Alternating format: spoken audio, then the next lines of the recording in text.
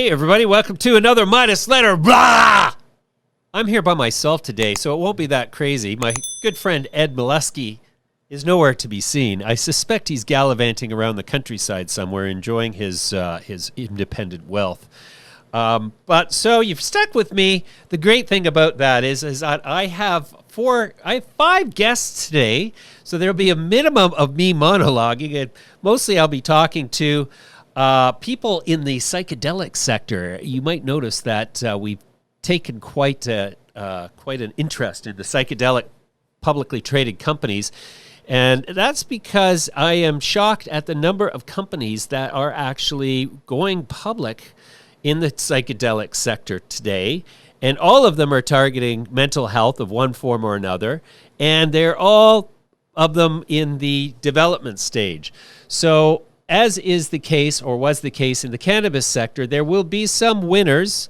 There will be some winners who then become losers relatively quickly. And there will be a lot of companies that flame out spectacularly right from the get-go.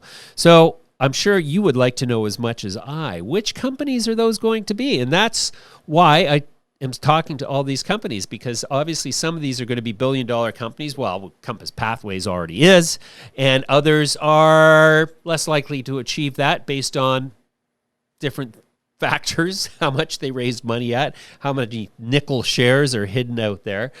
But anyway, so today my guests, my principal guest is Wolf Richter, publisher of Wolf Street, and we're going to talk about how the Fed has now removed almost $1 trillion from its balance sheet, in at least in the asset category, by moving it over to the liability category through the reverse repo market. Wolf, as usual, is a fountain of wisdom and has great observations, so rousing conversation there. In the psychedelic sector, we are going to talk to Christian Angermeyer. He's the founder and CEO of Atai Life Sciences, which recently began trading on NASDAQ under the symbol ATAI. Ronan Levy will be here. He's the co-founder and executive chairman of Field Trip Health, which bills itself as the largest vertically integrated mental health company involved in the psychedelic sector. That company trades on the TSX under the symbol FTRP, and in the United States under the symbol FTRPF. So a lot of great stuff to fill up this hour, and hopefully we won't miss Ed for too much, though it is summer and Ed comes and goes. He's enjoying his time out there, so hopefully he'll be back soon. I'm going to take a few audience questions when we come back, but first, here's Wolf Richter and a discussion about what's happening at the U.S. Federal Reserve. My guest now is Wolf Richter. He's the publisher of wolfstreet.com. Wolf, welcome. Thanks for having me back. Yes, Wolf, it's always a pleasure. You recently published an article called with the title, Fed's Reverse Repos Spike to $1 trillion, Cash Drain Undoes 8 months of QE. How does the reverse repo market undo 8 months of QE? Well, so the issue is that there is a huge amount of cash in the financial system that nobody knows anymore what to do with. And this is a result, obviously, of the Fed's QE. It's flooded the market with cash over the past 15 months. And so with this cash floating around, money market funds, fund yields have dipped into the negative, and all kinds of distortions happened. And so the Fed is now draining some of this cash out of the system. And it's doing that by offering a fairly low interest rate, but an interest rate above zero. And it's doing it via reverse repo. So it is essentially selling Treasury securities and for cash. And so it's bringing this cash in. And this has been going on for 3 months roughly. And it's just getting bigger and bigger and bigger. And yesterday, so that was June 30th, it was the end of the quarter. And so that amount that the Fed took in cash was nearly $1 trillion. and now these are reverse repos, so they're repurchase agreements. The duration is overnight, so they unwind next day. You don't add them up together, so they're essentially they mature and unwind the next day, and then a new reverse repo takes its place. And so every day it's a different amount. You can't add them up. But yesterday it was $1 trillion. The reason for this is, and I kind of predicted that a month ago, that particular spike yesterday, because the banks are at the quarter end, and they're going to try to get rid of some cash on the balance sheet for regulatory purposes and replace them with treasury securities. So they shed this cash overnight by buying these treasury securities from the Fed, and that was in addition to all the money markets trying to get rid of their cash. So we had this one-day spike yesterday, and that was a reflection of the banks trying to get rid of their cash. As I said yesterday, the next day, which is today, we would probably see a drop in this reverse repo balance, and we did. It dropped quite a bit. It dropped back down to 750 billion or so, and so the banks have now gotten their cash back, and it's back to the money market funds with these reverse repos. Sure. So is the quantitative easing when the top tier of commercial banks, the registered counterparties, when they accept borrow money at the Fed window through the quantitative easing, does that not fractionally bank out to roughly a 10x of liquidity in the system through successive lending down through the pyramid of the system? Yeah, so the lending part is the tricky thing, because there isn't actually that much demand for loans, for bank loans. I mean, bank loans is a demand-driven thing. So if companies don't want to borrow at the banks can't issue any loans, and that's what's kind of happened right after the collapse in March and April last year.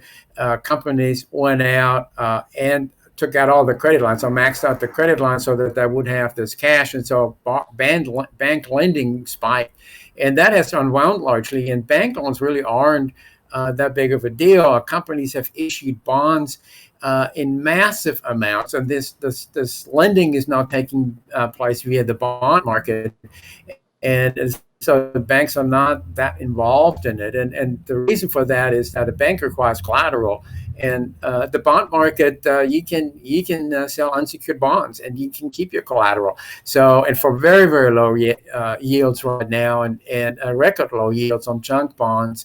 And so that's what companies have done. They've really not gotten into bank loans that much as they have into raising funds through bond offerings. And the consumers, they are borrowing fairly heavily to buy houses largely, and though they have paid down their credit cards, but these loans for these mortgages are then sold to government entities, so banks don't really carry them on their balance sheet. So in terms of the loans that banks have on the balance sheet, it's not huge. The businesses and consumers have sort of taking other routes to funding. Now, the thing kind of touched on is that when the Fed does QE, it buys treasury securities and it hands out cash. With these reverse repos, the opposite is taking place. It is bringing in treasury securities. I mean, it's selling treasury securities and it's bringing in cash. So they're on opposite ends of the balance sheet. The QE happens on the asset side. These reverse repos are on the liability side. They're a liability for the Fed, and so it's a completely different, an opposing sort of strategy. And the Fed does both right now. I mean, on one hand, it's buying treasury securities as part of its and mortgage-backed securities as part of its $120 billion a month QE program. And with the other hand, it's mopping up all this extra cash in very, very large amounts. And so that's how it is actually undoing part of that QE. I mean, the purpose is not to undo QE. The purpose is to mop up the extra cash that's messing things up in the financial system. But the effect is effectively that it is undoing the the last few months of QE through that. Mm-hmm. So the source of the stock market in the U.S., the major indices, setting new records essentially every single month since QE began. Is it follow that the stock market is going to start to contract because the Fed is removing liquidity from the system, or is that liquidity from the market now sort of driving itself in a compounding fashion?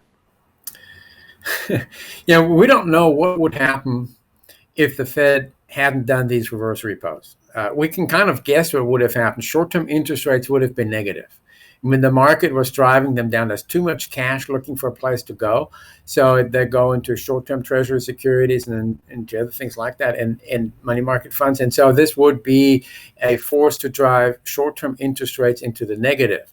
And that is essentially stimulative for the stock market. So if you can borrow short-term and get paid to borrow short-term, that's a pretty powerful thing to boost asset prices in general. And so that's what was happening until the Fed stepped in. And so now the Fed has been doing this for 3 months. And really, when you look at the S&P 500, they haven't moved much since then over the past 3 months. Yeah, there's a new record every now and then, but it's by a very small margin. Yeah, so it has gone up, it's gone down, gone up a little bit, and then now it's 2 or 3% higher to where it was 2 or 3 months ago. So compared to the surge of the S&P 500 so last year, from the crash and earlier this year, this is very mild what the S&P 500 has been doing since the Fed started this. So we don't know what would have happened if the Fed hadn't done it, but I can kind of imagine the ascent of asset prices that we would have seen had short-term interest rates been in the negative. Mm-hmm. All right. So this chart of yours from the New York Fed. It shows this massive spike of $1 trillion in essentially liabilities for the Fed, and so that is basically excessive QE being that has not been sort of taken up by borrowing. That is now just liquidity loose in the market looking for a home. That's basically what that spike is. Is they're stepping up the removal of that liquidity? Yeah, that's what that is. Uh-huh. Okay, so then why would they continue to produce $120 billion in quantitative easing through mortgage securities and treasury purchases if they're going to, at the same time, remove that liquidity from the system? What is the point of that? Excellent question. Yeah, the proper way would be to end QE right now and to taper and to actually reduce the balance sheet. That would remove the issue. It would solve the problem. And that's what happened last time, when the Fed started reducing its balance sheet in late 2017, 2018. It had a similar issue, smaller but similar.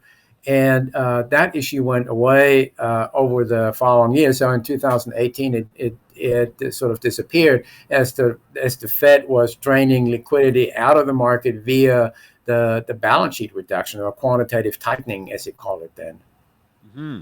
So do you think that it's possible that the Fed is trying to sort of paint the tape or modulate the perception of the market by continuing to produce $120 billion in quantitative easing, which projects the sense that, it's the party continues. The Fed continues to print money. We should keep buying stocks. There's zero risk of a reversal, a correction of any significance. While they sort of through the back door, they're like, quickly, let's clean up this mess because it's getting really slippery out there. And if somebody drops a match, a fire is going to start.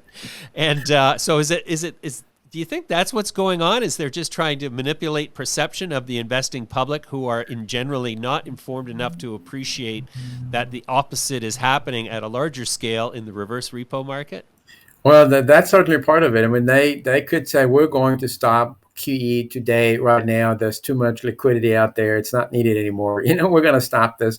And, that would be very rough for the market. So they have been jabbering about tapering QE, for a few weeks now. And at first they said, we're not going to even talking about it. Now they're they're talking about how to do it. So and they're disagreeing with each other. So this kind of discussion prepares everybody very slowly for it, and then we'll taper QE eventually, which probably it looks to me like will start either this year or early next year. Meanwhile, they're still creating liquidity, and they're mopping it up, like you said, out the back door, and all the Fed does is market manipulation, all of it, so the interest rates, the asset prices, that's what the Fed does. It tries to manipulate the markets in many different ways, and it has lots of tools to do that. Job owning being one of those big tools. And so the Fed will tell markets what's going to happen, what it plans to do, and what should happen. And so you have this issue where the Fed is just talking up the markets or talking down the markets, how the case may be, and that's what the Fed does, market manipulation. And this is one of those things where in reality there's too much liquidity. It needs to be mopped up. I mean, it's causing all kinds of problems, and the Fed doesn't want to say it and doing it quietly. Yeah. So then in the commodity sector, the Fed recently broadcast that the inflationary effects were transitory.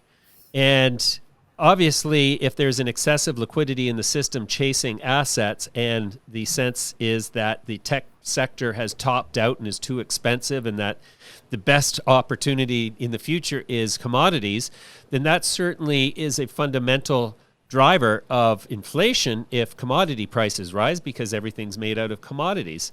So is it a reasonable expectation that the reduction of quantitative easing net to reverse repo purchases is going to result in a diminished sort of effect in the commodity sector? Yeah, this could be, but we've had some just stunning spikes in commodity prices, to the point where lumber futures, which nobody ever talks about in the mainstream media, suddenly showed up on the front pages of the mainstream media. It just got really crazy, and it was the kind of commodities bubble or spike, that is going to be undone simply by itself, because lumber is being used by professionals. These are home builders. These are big companies. They're retailers selling the stuff. And they understand pricing. And so they will stop buying. And so demand for lumber just sort of collapsed over a 2-week period as these buyers stepped away. And then the price came back down. So now the price has plunged. And it's still a lot higher than it was a year ago, but it's down a lot. And so with these commodity price spikes, you get these ridiculous price spikes in the futures market where people may not actually pay those prices in reality. The home builders may not actually have to pay those prices for the plywood. And so it may not necessarily have a kind of impact in the market, but it's definitely in the futures market, and it blew up in lumber. Now, there are other commodities that are still spiking, and they haven't come down. But I think the bigger issue, lumber doesn't really go into the inflation figures. It goes into house prices, and house prices are not reflected in our CPI figures, in the consumer price index. It goes into the producer price index and in some other indices, but not into the inflation index that we look at every day. And so the surge in lumber prices and the collapse in lumber prices, neither one of those have been reflected in our CPI figures, and won't be. It'll just bypass it. And on the other hand, gasoline, for example, is heavily reflected in our CPI figures, as is natural gas and some of those others, and they've been rising too.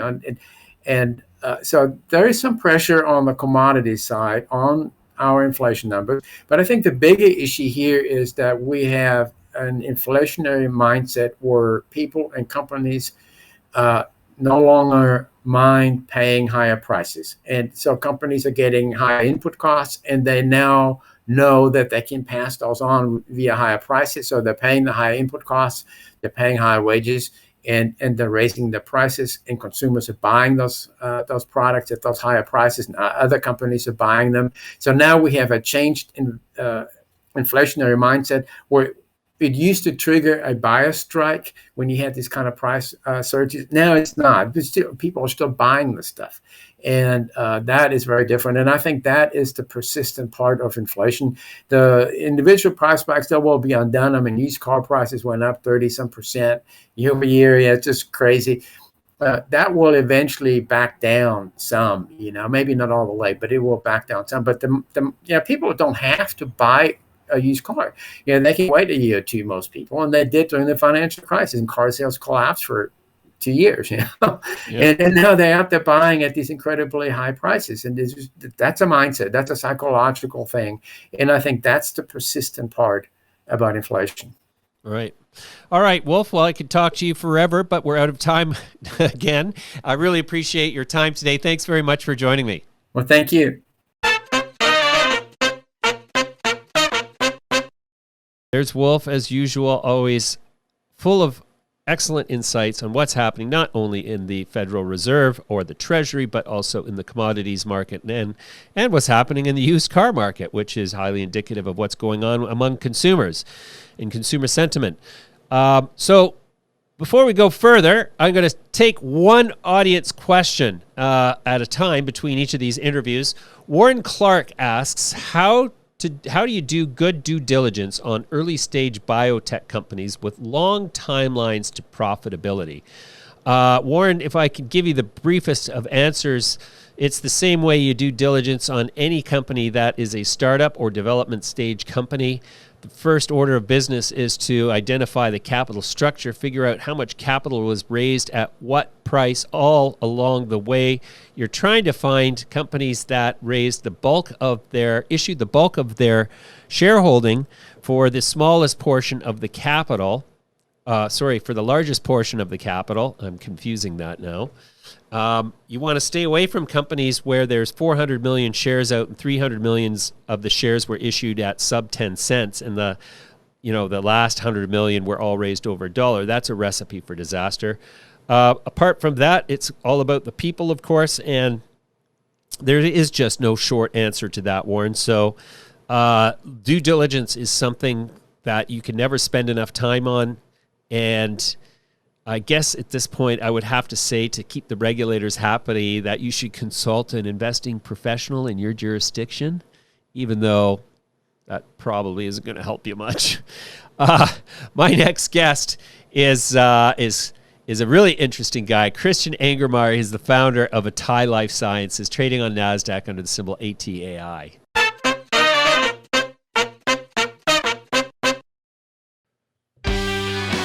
Hey everybody, welcome back. I'm here today with Christian Angermeyer. He's the founder of Atai Life Sciences, trades on NASDAQ under the symbol ATAI. Christian, welcome. Hi, nice to be on your show. You bet. Christian, Atai Life Sciences, what's the business? So we're a mental health company developing novel drugs, and some of them are what everybody loves, so-called psychedelic drugs, but we're developing drugs to cure, hopefully, various mental health diseases like anxiety, addiction, post-traumatic stress disorder, and depression. Yeah, well, I certainly have consumed my fair share of psychedelics, and I credit it for my sunny disposition and general state of mental health. Okay, so it's two of us, so needs one to know one. So we're two very happy people. Sounds like there's a night under the stars in our future. How did you come to start this company, and where are you based? So I'm based in London. I'm originally German, which maybe my accent tells you. And actually, I did start the company after my first psychedelic trip in 2014, which I did. It's always the sort of important backstory. I'm not a druggy guy at all. I was actually the opposite. Although I come from Bavaria, where alcohol is sort of our daily nutrition. I have never, ever in my whole life drank any form of alcohol, never smoked a cigarette, never took cocaine, never did anything. I was always because I was always very happy, and I think I'm not dumb. So I was like, I think I have the perfect equilibrium, so don't rock the boat. And then there's a long story because actually over a year, several friends suddenly, this was like between 2013 and 14, told me about psychedelics like magic mushrooms, ketamine, MDMA, whatever. And I was like, nah, that's not for me. But they showed me actually that back in the last century, some of these psychedelic drugs had actually been used as a medical drug in hospitals. That's very important for the treatment of various mental health issues. I was still like, I was reading it. I do invest a lot in biotech, so that's my background. So I was reading and I was like, nah, I don't need it. And then suddenly there was this one day I was with my best friends in the Caribbean. It was the right place. It was a country where it's legal, which is also important. So I did it, short version, and it was hands down the single most meaningful, empowering, positive thing I've ever done in my whole life, full stop. Like This nothing was comes close. mushrooms? This was mushrooms. Yeah. So, and the next day I came out of it and I'm an entrepreneur. Yeah. So that's how I tick. And I was like, holy shit, if it's doing this amount of positivity to me as a healthy and happy person, I can totally see how this is curing mental health or has the potential to cure mental health issues. And I was the beginning of the journey. And then it took me 2 years because I was like, okay, how do I do that? And by the way, there was nothing. So I'm very, very proud because it's such a important topic for me, is that in this millennia, in this century, again, it was a lot of the things done in the last century, but in this century, we, my colleagues and I, were the first one ever to rediscover that.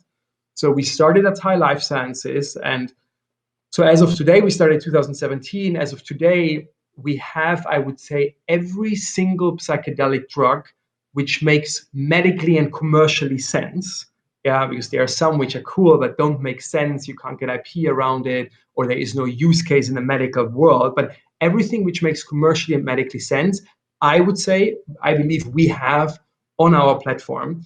And because unfortunately mental health is such a big problem, I would say it's most likely the biggest problem of our time in healthcare. More than 1 billion people are suffering. Yeah, so we also added, additionally to the psychedelic drugs, we added some non-psychedelic mental health drugs because it's there is not a single silver bullet. Yeah, so you need a broad tool set to hopefully cure the crisis. Sure. Sure. Okay. So you guys have programs running with psilocybin, or ketamine, ibogaine, norigaine, and some other things that I've never heard of. So can you tell me about, like, for example, dimethyltryptamine? I'm familiar with MDMA. I remember with fondness. What is DEU etifoxine? Okay, I happy to explain that. I think there's one more, and I don't know how much time we have, which is so important, especially in America, by the way, which is ibogaine, because you also, like, I don't know if you know ibogaine, yeah, but Sure. like, Well, I've heard that a lot of people suffer heart problems when they do that. no, okay, so first of all, I come to that in a second. Like, ibogaine is one of maybe the only drug we know which has the potential, again, because why I'm saying that, because we are about to prove it once and for all, yeah, to cure addiction, up to heroin and opioid addiction, which is the big problem of the American system, or one of the really big problems, the opioid crisis. So, and one ibogaine trip really has the potential to get people completely off that sort of terrible addiction. So, yes, there are a few, not a lot, like a few reported cases where people have heart problems. Yeah, but this is why, and I want to emphasize it also for the other drugs. Yeah, this is why all of our medical drugs we're developing at the moment, except maybe our ketamine, which could be used or could potentially be approved for at-home use, but all of the other medical drugs we have are meant to be taken with a doctor. Yeah, and we believe that, yeah, especially also with our formulation and with the right sort of setting with a doctor next to you, yeah, the potential, and I would actually think it's a low risk. And by the way, in medical things, it's also a lot about what is sort of more important. Like, and if you are heroin addict, the likelihood that you're dying from the addiction is actually pretty high somewhere. So having maybe a 1 in 100 heart issue, there are many other drugs where the doctor has to say, look, which risk do I want to take? But additionally, we actually believe that with the right formulation, with the right setting, we can actually mitigate that risk. Yeah. Sure. So, and I think in our portfolio, ibogaine is one of the most important drugs because of the severity of the problem. Yeah. Mm-hmm. So then deuterated etifoxine, that's another good example. So it's a non-psychedelic mental health drug. And it's actually an older form of it is used in France already since a while. And that shows what actually, and this is one of, I think, the most important thing to know for an investor. The amazing thing about Atai is that all of our drugs, the psychedelic ones, obviously, because they're used since partly thousands of years, and then some of them were, as I said, medically available in the last century, but also the non-psychedelic drugs. So both groups have either prior medical use somewhere in the world, like etifoxine in France, or psilocybin in Europe and Switzerland. So we, in a simplified version, I can say we know they work, we know they save because they were used somewhere, yeah. And we just need to recreate these sort of old medical information, or sometimes it's more anecdotal information. For example, ibogaine. There are ibogaine clinics in Mexico, yeah, and other parts of Latin America where people with heroin addiction go and are helped. So we see very positively how ibogaine works. I would call it anecdotal information because obviously this is not a double-blinded, broad study. But again, either for historical reasons and or for anecdotal reasons, for our entire portfolio, we know how our drugs work. We know that they have this potential. We know they save. There's a lot of work we need to transform that historical anecdotal evidence into modern FDA compliant, FDA structured, rigorous science. But different than any other biotech company, yeah, or many other biotech companies, yeah, I don't see, as the founder with all the buyers I have, I don't see that big downside surprise risk, what you normally have if you do a novel oncology drug. It can turn out it doesn't work. Yeah, this is the risk of biotech. We don't have that here. So you have a downside protected approach, but you have the full upside of actually a very broadly diversified company. Yeah, we have more than 10 drug programs in development, tackling the biggest problem of our time. Well, that's incredible. You did one heck of an IPO, $225 million. That's just incredible. So I guess that's a demonstration of the support you have from the investment community in Europe.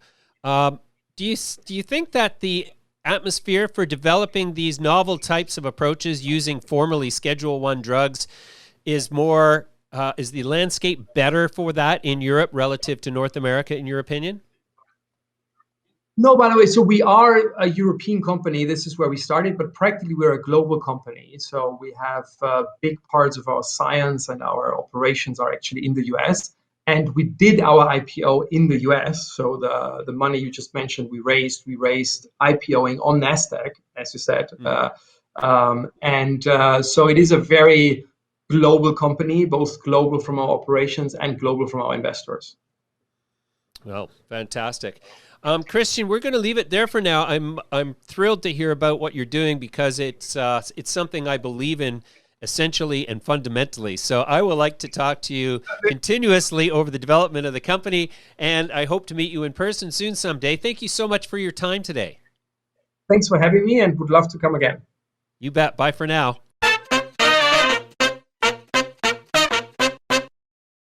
That company has an incredible story.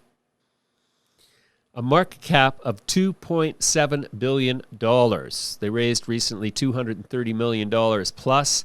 And I think this company has the potential to be one of the barn burners, certainly going toe-to-toe with Compass Pathways in the near term.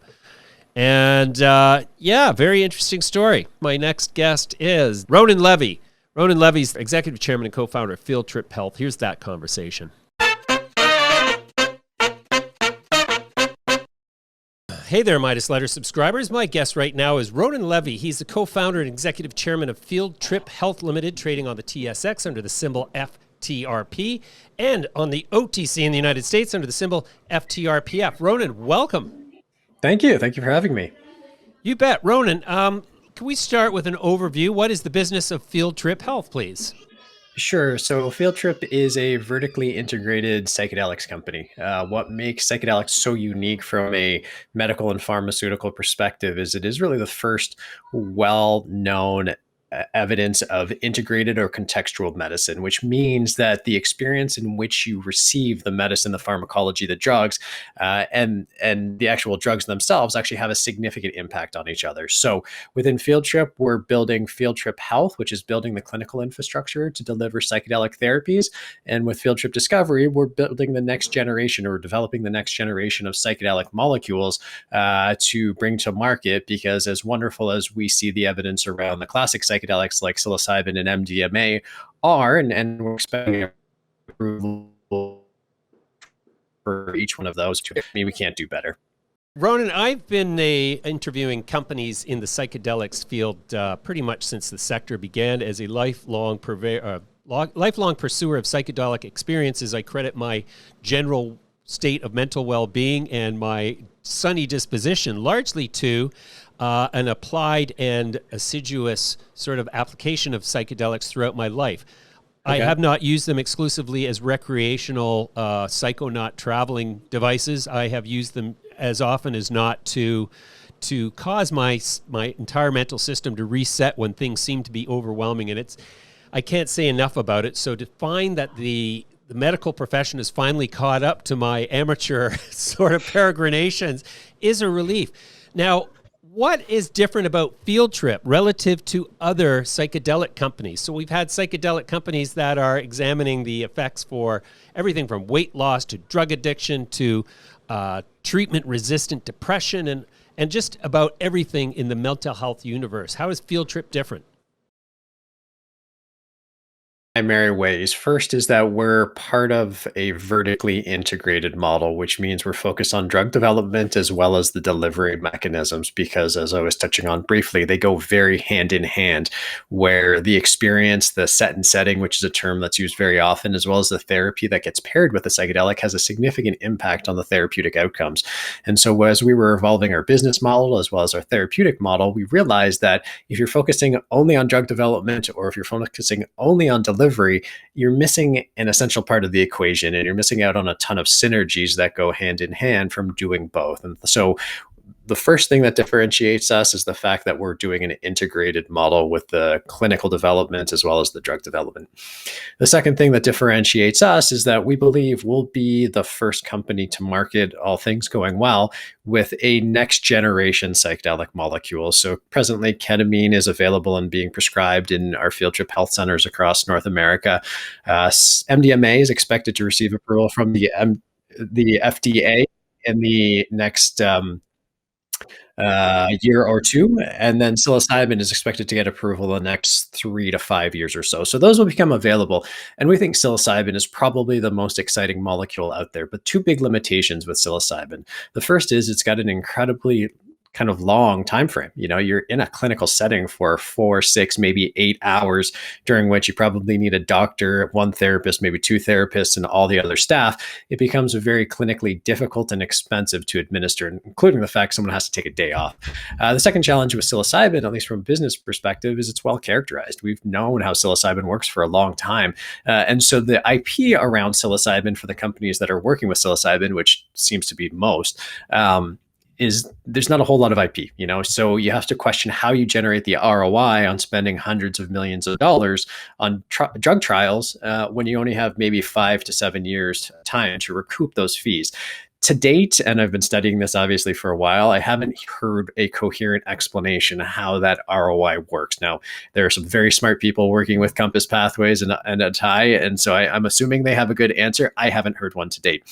So based on that, we want to focus on solving those two limitations. So with FT104, which is our first molecule in development, it's a new chemical entity. So IP is robust. We've applied for a new composition of matter patents, as well as all of the surrounding IP that can go with it. So assuming we get approval, which we're expecting sometime in 2026, 2027, we'll have a much longer time to generate ROI on it. That's the business rationale for why we focused on new chemical entities. The functional reason that we're so excited about FT104 is what we did with FT104 is we looked out and we studied and canvassed all the known psychedelics out there.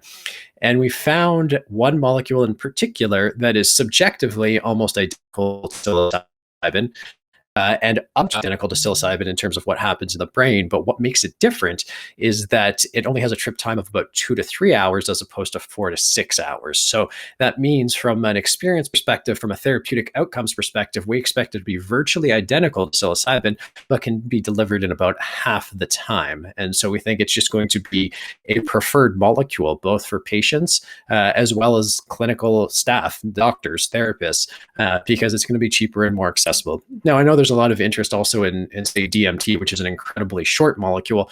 But one of the challenges with DMT is that it's an incredibly intense experience. And so if you haven't had any experience with psychedelics, recreationally or therapeutically, going from nothing to DMT is going to be a hard lift. Whereas with FT104, because it's going to be more gentle, so to speak, like psilocybin, we think it's just going to be that first level of entrance into the emergent psychedelic field.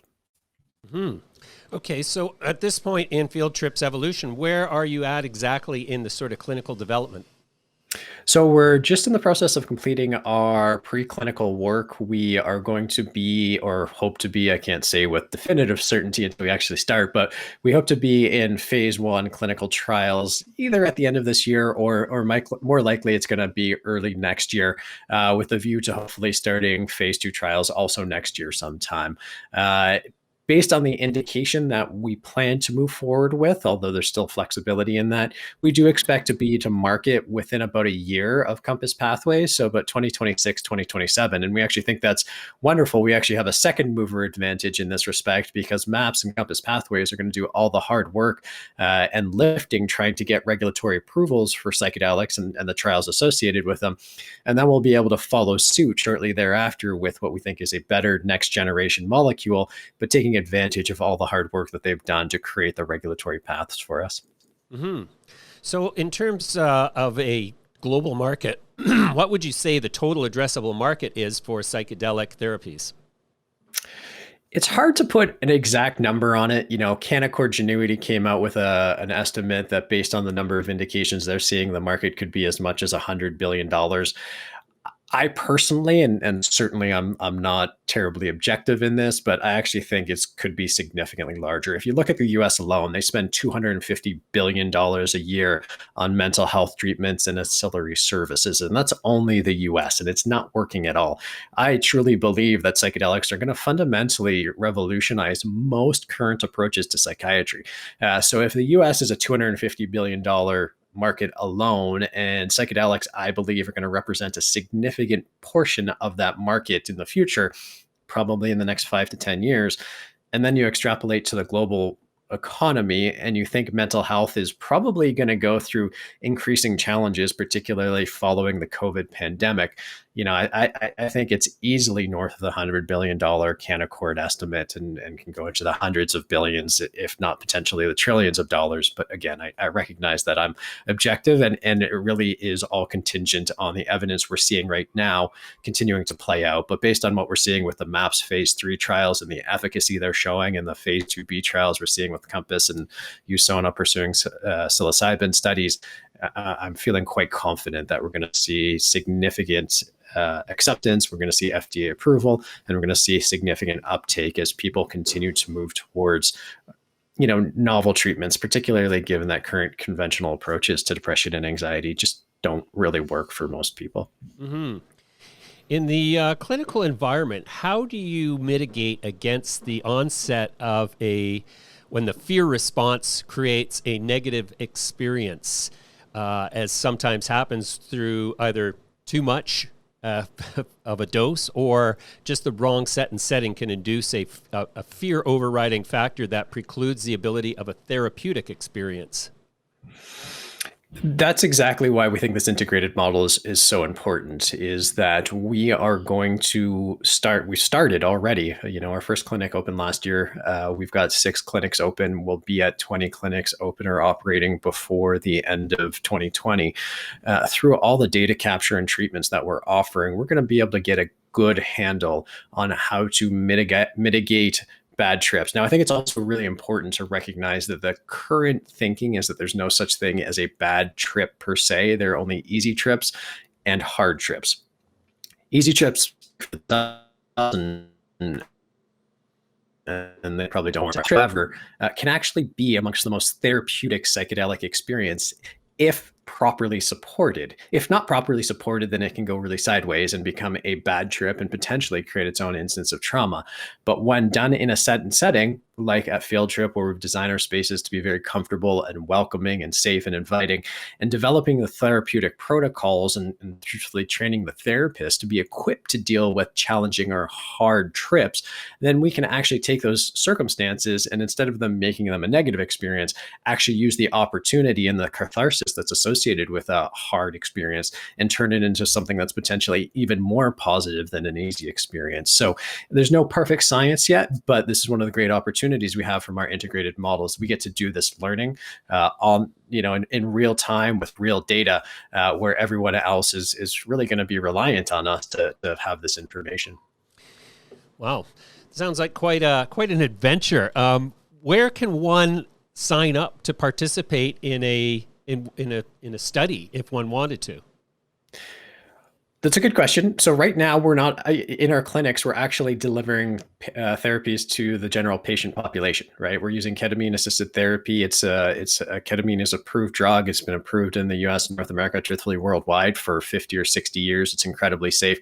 So you don't need to be part of a study. You just have to show medical needs. So if you've got depression, anxiety, dysthymia, adjustment disorder, PTSD, eating disorders, there's so many things that psychedelic therapies are showing potential for. Then visit fieldtriphealth.com and you can find our locations and you can start the process of intake and the screening, because as much as we want to help as many people as possible, we also need to ensure that we're doing good, thoughtful, quality medicine to make sure that we don't do anything that could potentially set things back. So really focused on being prudent, thoughtful, delivering great results. And so we don't treat everybody, but there are a lot of people who can benefit for our therapies. If you want to participate in a clinical trial, we're not yet accepting patients for our phase 1. That's still a little bit down the road. If you want to check out other clinical trials using psychedelics, then you can go to, I think it's clinicaltrials.gov in the US, and that has a full list of all clinical trials involving all drugs, truthfully, but you can narrow it down to psilocybin and psychedelics as well. Then you can potentially find more information there. Interesting. All right, Ron, we'll leave it there for now. That's a great introduction to the company. We're going to look forward to following along and have you back in due course when things develop. Thanks for your time today. Thanks so much for having me. I really appreciate it. You bet. Bye for now. Clearly another contender for major unicorn in the biotech space. It'll be interesting to see how they do.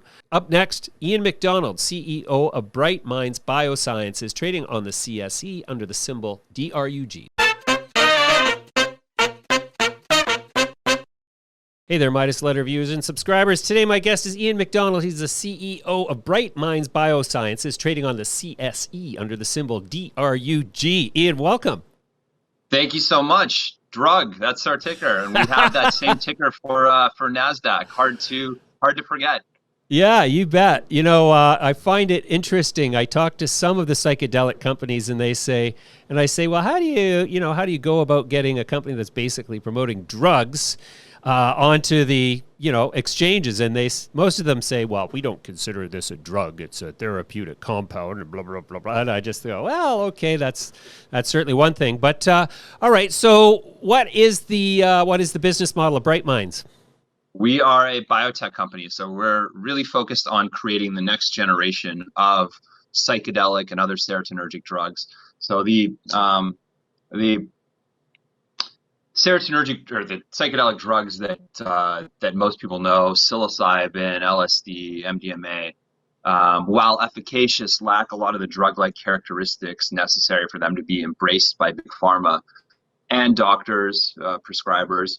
So what we've done is taken these compounds that were either discovered in the 40s, 50s, 60s, and applied modern day technology, drug discovery technology, to create superior compounds. So we have a team of chemists and biologists who modify the chemical structure to accentuate the therapeutic aspects and tune out the negative side effects. Right. Right. It seems to me that there's quite a lot of appetite for therapeutics companies from investors. What's the patient audience look like globally for Bright Minds? Well, the patient audience is huge. Our drugs have application in a number of markets. The biggest market would be your traditional neuropsychiatry indications, and those are diseases such as depression. Depression, you're looking at a population of roughly 17 million people, and all of these numbers are in the United States alone. Certainly, these diseases are worldwide afflictions and not just U.S. problems. But in the United States, you're looking at roughly 17 million people who have depression, and those drugs today are treated with SSRIs, which are serotonin reuptake inhibitors. And those drugs are all 30 years old. They were discovered and commercialized in the 80s and early 90s. Those drugs are all off patent. So it's only about $400 per patient per year for you to take one of those medications. That isn't of huge interest to the pharmaceutical companies. In order for a pharmaceutical company to really make money off a compound, it needs to be on patent, and none of those compounds are. So if you took that 17 million patient market and multiplied that by the generic price, you'd end up with roughly $16 billion market. That's for a generic drug. But if you were to take a on-patent drug, the average price for that would be roughly $20,000 per patient per year. You'd get somewhere in the order of, call it, $400 to $600 billion in terms of a total market. PTSD, also a huge market. You're probably looking at $250 million. And then our drugs also have application in epilepsy. So your viewers are probably familiar with a company called GW Pharma, which was the pharmaceutical darling in cannabis. They went after a form of an infantile form of epilepsy called Dravet syndrome, and Dravet syndrome is a terrible condition that can be fixed by CBD, cannabidiol. It can also be fixed by some of the compounds that we're creating. So what we're creating are a safer version of compounds like fenfluramine, which is on the market, and that market is smaller. It's a orphan drug, which gives you a lot of benefits as a company in terms of financial incentive and market protection. And that market is again over $1 billion. All of the markets that we are going after are $1 billion per year markets in the United States alone. Wow, interesting. So that's cool. So you're basically isolating the active ingredients in psychedelic compounds as opposed to applying the psychedelic compounds in their natural form. That's the basic differentiator? Yeah, so we're going one step further. We are isolate the compound, take that compound, and make that compound better. So we have a team of chemists that are adding a constituent on here, taking a constituent off there, adding a methyl group on here, blah, blah, blah, blah, blah. Anyway, the point is we're taking that compound that nature's provided, using that as a base and improving upon it to give the patient a better experience and to make a drug that's safer and more effective, and that can really be used to treat a broad patient population and not just patients who don't have pre-existing heart conditions or Right. So for clarity's sake, you're not synthesizing the compounds, you're isolating them or basically purifying them. They're still the natural compounds. No, they're not. We are creating completely novel compounds. So all of our compounds are synthetics, and these compounds are improved versions of the natural product. Wow. Okay, so as a longtime biotech investor of occasional success, I would say that kind of an approach kind of makes me hope that you have a major pharmaceutical sort of partnership or investor at some point in the timeline. Yeah, so we've been receiving a lot of inbound interest from big pharma on all of our programs.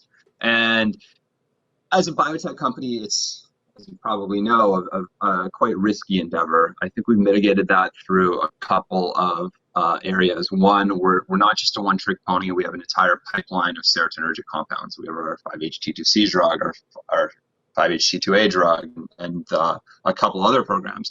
And that gives you more shots on goal. And the question as a biotech CEO or member of management is, how far do you want to de-risk that compound? Do you want to take it all the way to market? Do you want to take it through to phase 1? Do you want to take it through to phase 2? Every step you go, you are increasing the value of the asset. And every step you go, the price tag gets considerably larger. So you'd be looking at, call it $5 million for a phase 1 program, call it $20 million for $10 to $20 million for a phase 2 program.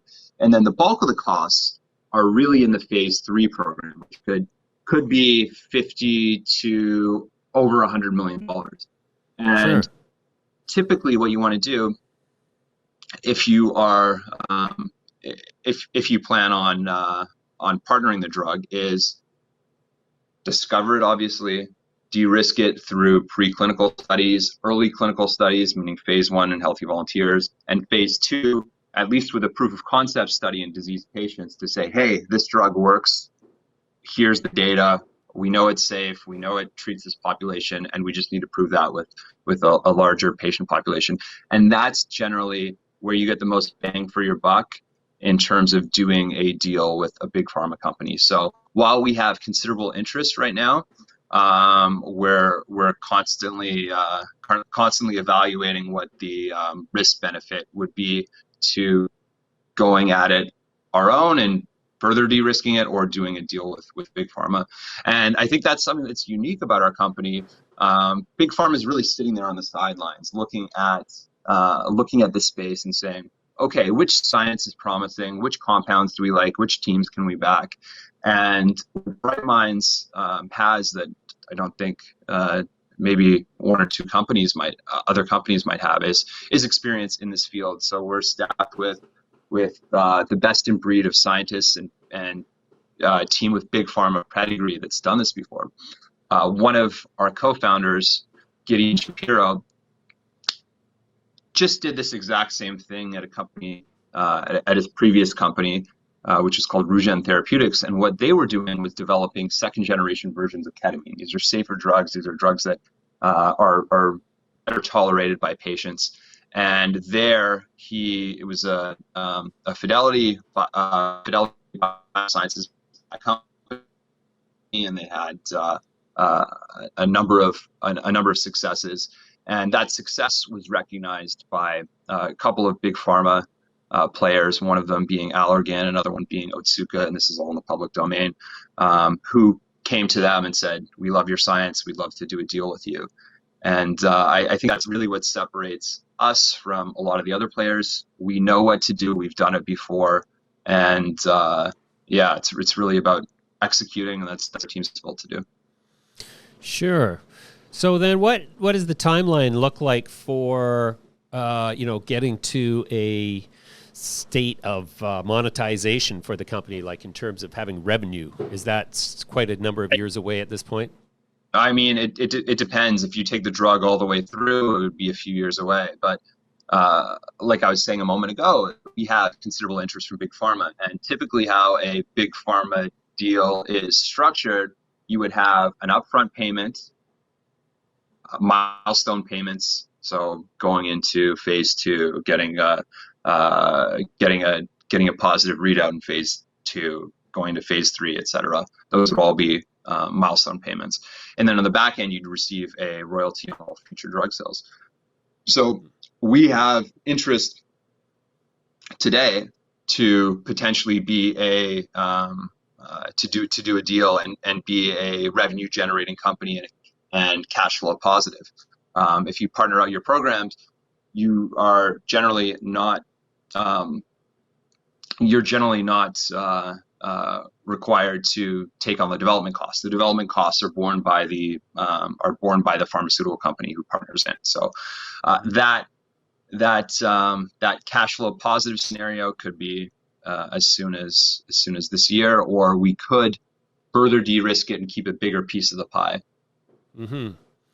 Okay, great. Well, Ian, I appreciate the time today. That's a different business model than all the other psychedelics I've talked to for the most part. So I'm going to follow along and have you back in due course with developments. So thanks very much for your time today. Thank you so much, James.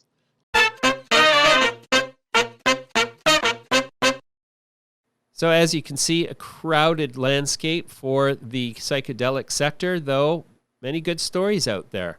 Back to audience questions. Kai Hoffman, what are my favorite tickers in the cannabis space right now? Well, let's see. I love Columbia Care. I think that Gage has a great chance. Gage Cannabis, operating primarily in Michigan. And let's see, one more. I still like the parent company, even though its stock has been a disaster since it went public. The parent company is Jay-Z's big deal, and so it's got a couple of his brands. And at some point, I imagine that company's going to get busy on the promotional side. And I do believe that at this price, it's probably a good buy.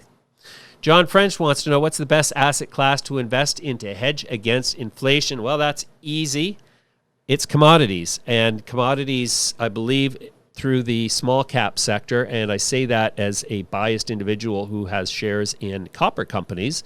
I think copper is going to be one of the best performers in the next few years, especially as inflation gets out of control. Contrary to what the Fed has broadcast, I don't believe that inflation is transitory. I think it is inflammatory and is really about to get going here. And finally, Jamie Kelly wants to know, for all the inflation fear and Fed tightening, the S&P 500 had its best start to a year since 1998. What, in my opinion, would make it change directions? Well, I think if the market got the sense that the Fed was tapering, which, according to our conversation with Wolf, it is, I think that the market would start to dial back its exuberance in the tech sector primarily, and that would have knock-on effects for all the other stocks in the S&P and TS and NASDAQ and the S&P 500. I do believe that we are reaching the limit as to this era of perpetual record setting in the stock market. I do believe we're in for a correction at some point in the near future. What that trigger is going to be, I couldn't tell you. But I think that tapering is going to have a big part of that. And the Fed has actually started tapering in the reverse repo market while broadcasting that it's still doing quantitative easing at $120 billion a month.